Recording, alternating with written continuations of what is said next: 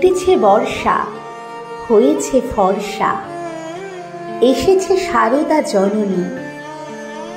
শরতের আকাশ, মুক্ত বাতাস, মুগ্ধ সকল প্রাণী।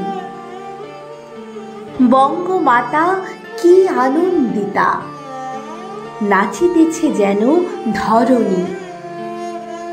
আকাশ বাতাসে ভেসে ভেসে আসে সুরসুধাদিন রজনী। নাচিছে মক্ষী, গাহিছে পক্ষী, তুলিছে মধুর ধ্বনি। ঢাকিদের তালে যেন দুলে দুলে নাচিছে হৃদয় খানি।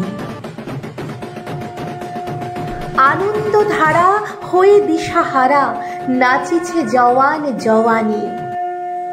গানের পাখিরা হলো মাতোয়ারা, মাতিল মলয় পবনী।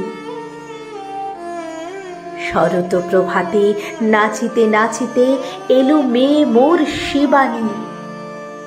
চঞ্চল পায়ে পিতৃ আলয়ে জোরালো নয়ন মনি। নয়নের জলে ভক্তি আর ফুলে মা আমার কোমলিনী।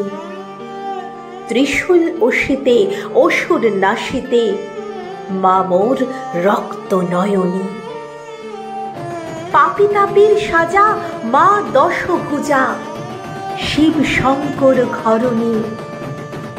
রক্ত সিঁদুরে লালে লাল করে শান্ত করেছে অবনী।